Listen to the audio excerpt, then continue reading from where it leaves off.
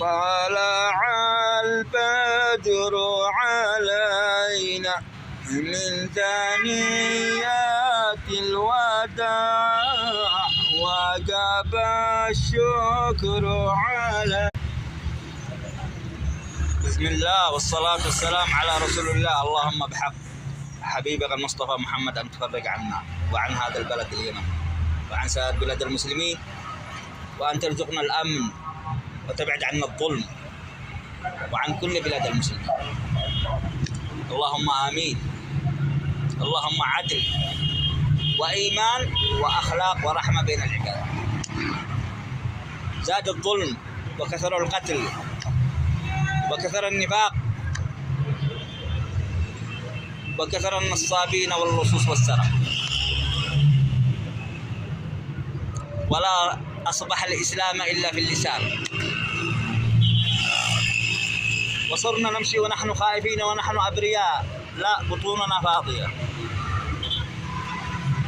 حتى صعبت علينا لقمة العيش، حتى صعب علينا أن نشوف أهلنا ونحن بين أمة لا إله إلا الله وتكلمنا عن خير فأذونا.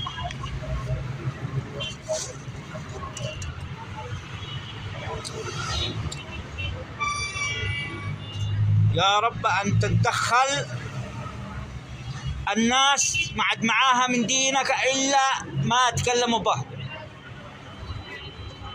القلوب قد بلغت الحناجر، فصار السارق يسرق أمام العين، والقاتل يقتل أمام العين، والمجاملة لصاحب المال وإن كان سارق وإن كان لصا وإن كان قاتل.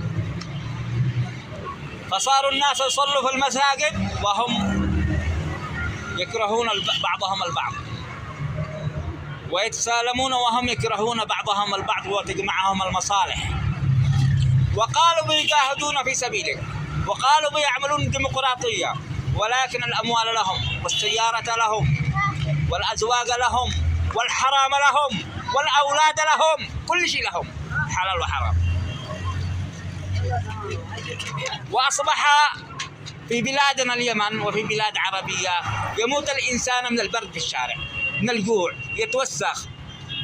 والإسلام تحدث عن الرفق بالحيوان. سهل أنك تحفظ القرآن، وسهل أنك تحفظ الحديث، وسهل أنك تخادع الناس أمام الشاشة وتخطب ببطنك تأكل ذبيحة وتقول أكلت واحد زبادي، لكن لا تستطيع أن تخادع الله سبحانه وتعالى. على الجميع الرجوع إلى الله